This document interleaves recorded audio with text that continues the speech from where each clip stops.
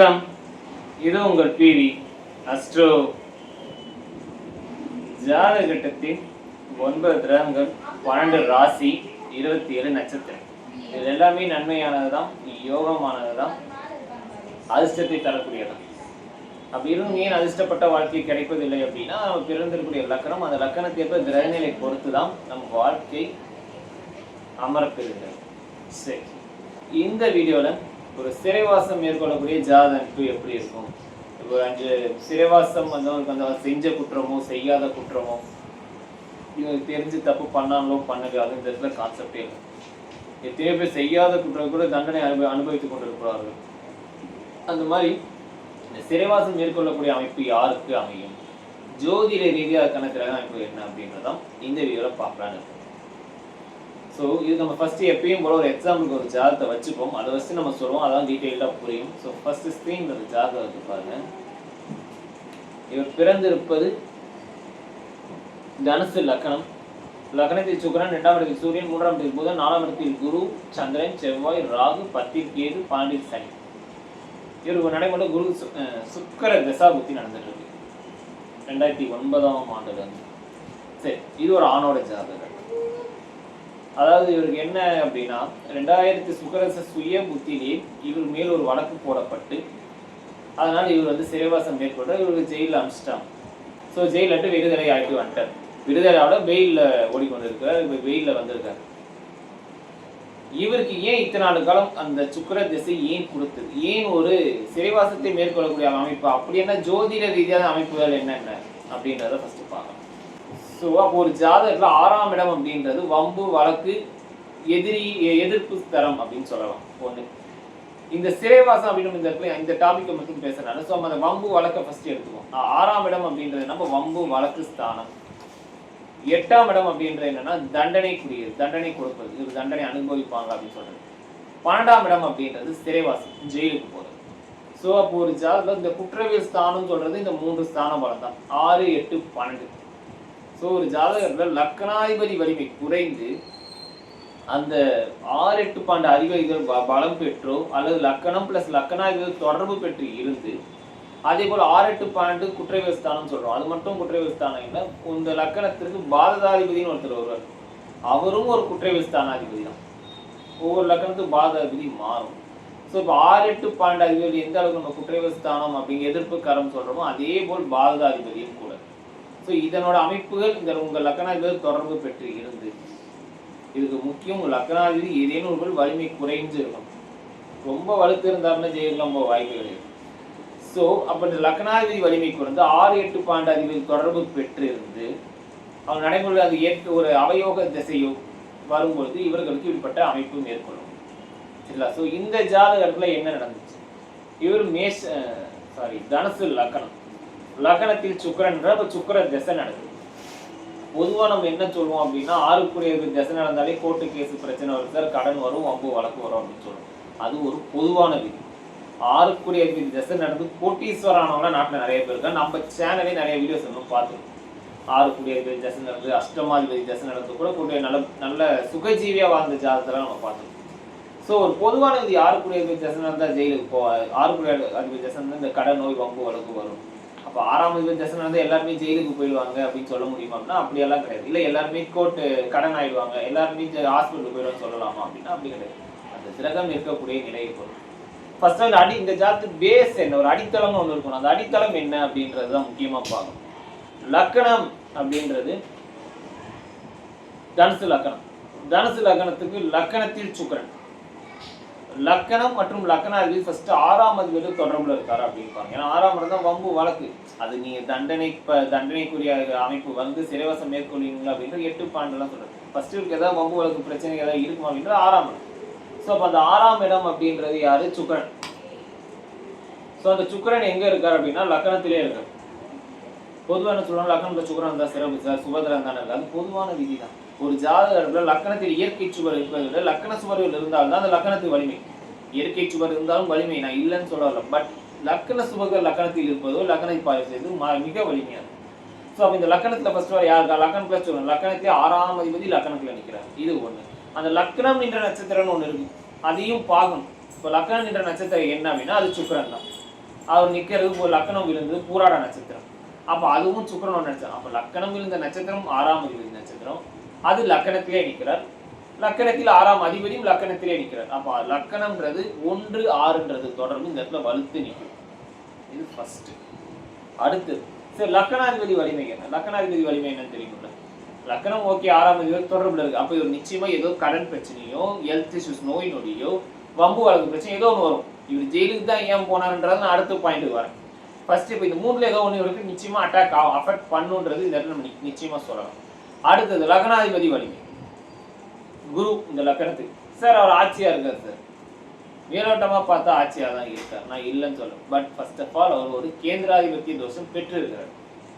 இப்போ இந்த குரு தனுசு லக்கணத்திலே ஆட்சியா இருந்தாலும் அவர் திக்பலம் பெறுவார். லக்கணம்ன்றது கேந்திரம்னு சொல்லுவோம், திரிகோணம் சொல்லுவோம், அது பெரிய மைனஸ் எடுக்க முடியாது. ஆனா லக்கணத்துக்கு 4ல குரு ஆட்சி. அப்ப குரு அந்த இடத்துல கேந்திராதிபதி தோஷம் பெற்று ஃபர்ஸ்ட் நிற்கிறார். வலிமை இழந்துட்டான்னு சொல்லல, ஒரு மைனஸ் ஆகுது. ஒண்ணு. ரெண்டாவது அந்த இடத்துல யார் நிற்கிறார்? சந்திரனும் செவ்வாயும். அது குருவுக்கு நல்லோர் அப்படின்னு சொன்னாலும் லக்கணத்துக்கு அவங்க யார்? லக்கணத்துக்கு செவ்வாய் பஞ்சமாதிபதி சார், உண்மை. ஆனா அவர் விரையாதிபத்தியம் பெறுவார். அதே மாதிரி சந்திரன் அஷ்டமாதிபதியும் பெறுவார்.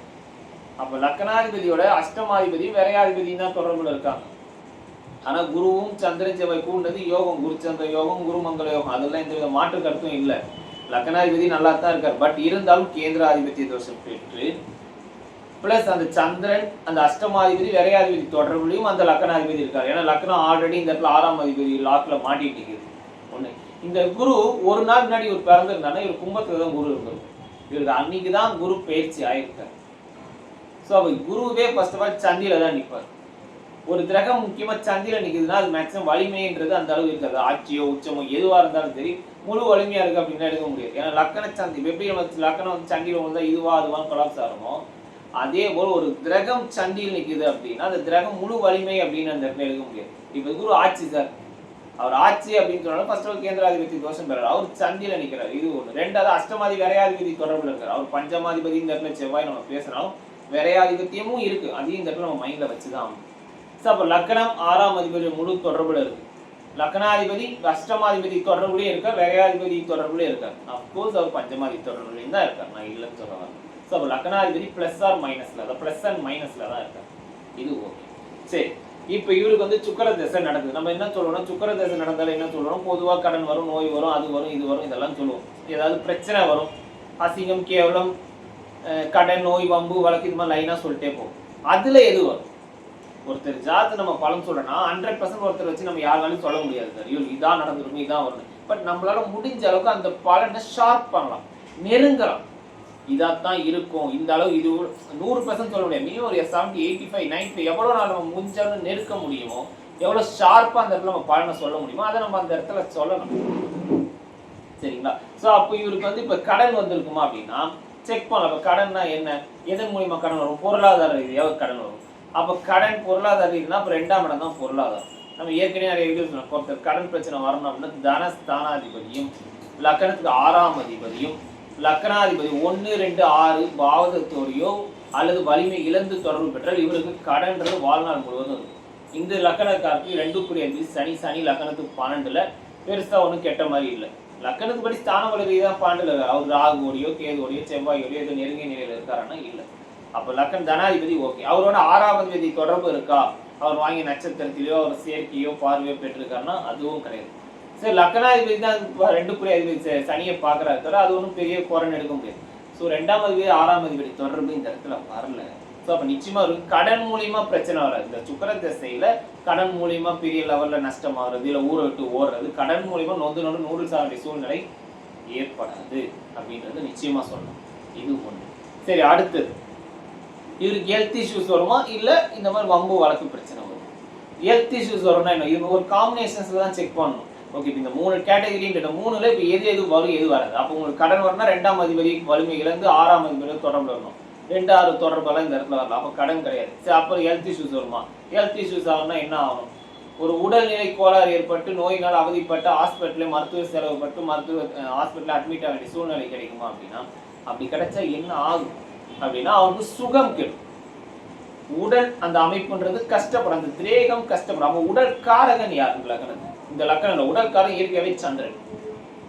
உடல் ஸ்தானாதிபதி அப்படின்றது ஒவ்வொரு லக்கணத்துக்கும் மாறுதல். உடல் ஸ்தானாதிபதின்றது லக்கணத்துக்கு 3ஆம் அதிபதி தான் ஸ்தானாதிபதினு சொல்லுவாங்க, உடல் ஸ்தானாதிபதி. அப்ப அந்த திரேக ஸ்தானமும் திரேக உடல் காரம் சந்திரனின் வலிமை இந்த இடத்துல பார்க்கணும்.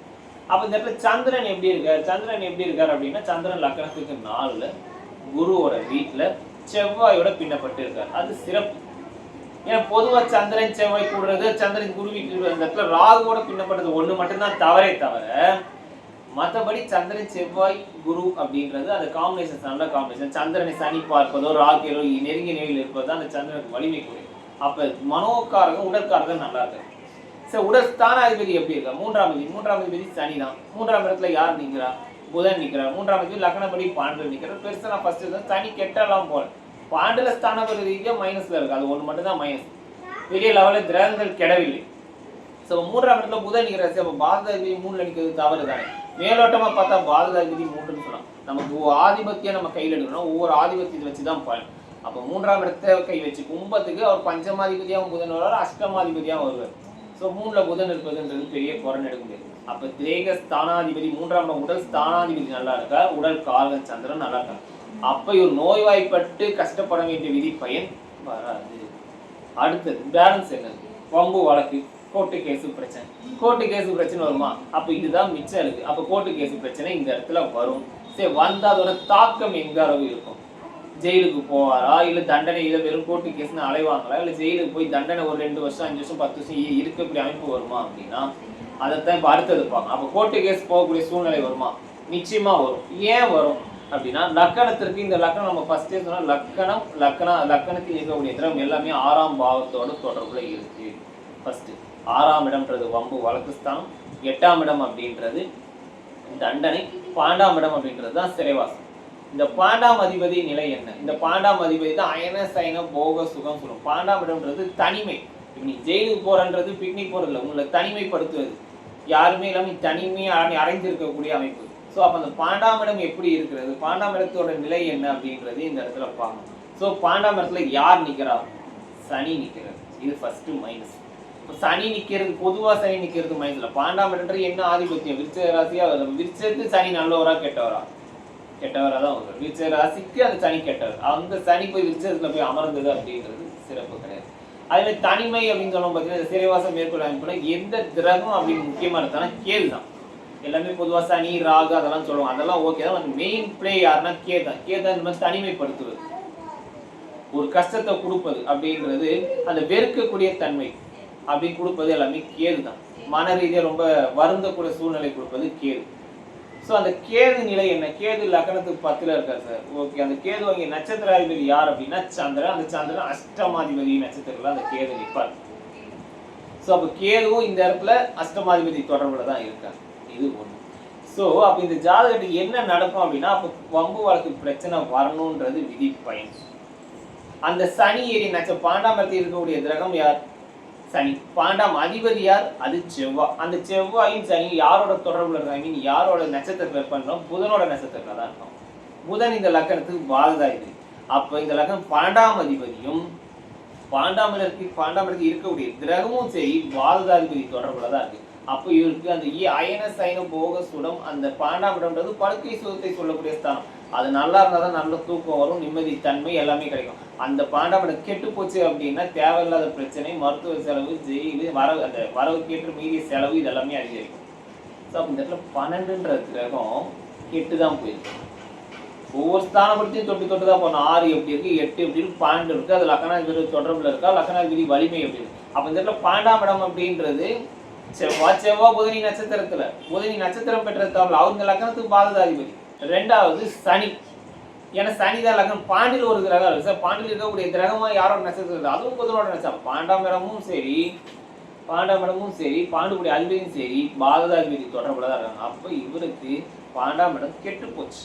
ஒரு சார்ல பாண்டுன்றது கொஞ்சம் நல்லா இருக்கும். ஏன்னா பாண்டுன்றது ஒரு நல்ல ஸ்தானம் தான். எப்படி நம்ம 8ஆம் இடத்தை தண்டனை என்னென்னமோ சொல்றோம், தண்டனை அவமானத்தை கொடுக்கும், அசிங்கத்தை கொடுக்கும், விபத்து கட்டத்தை கொடுக்குறோம். ஆனால் அதுதான் ஆயுள் ஸ்தானம். அதே போல் 12ஆம் இடம் அப்படின்றது ஓகே, அது ஒரு மறைவு ஸ்தானம் தான். இருந்தாலும் இந்த மாதிரி ஜெயில், சிறைவாசம், இந்த ஹாஸ்பிட்டலு அட்மிட் ஆகுது, அதெல்லாம் 12ஆம் இடத்தை முக்கியமாக போகணும். அந்த கிரகம் கெட்டு போச்சு அப்படின்னா இந்த மாதிரி அமைப்பு எல்லாம் தான் கொடுக்கும். ஸோ அப்போ இவருக்கு டெஃபினட்டாக இந்த தசாபுத்தியில் என்ன நடக்கும்? தசாபுத்தி என்ன? தனுசு லக்கணம். லக்னத்துக்கு 6 அதிபதி சுக்கிர திசை நடக்குது. அப்ப சுக்கிரன் ஃபர்ஸ்ட் ஆல் மறைஞ்சு இருக்கணும்.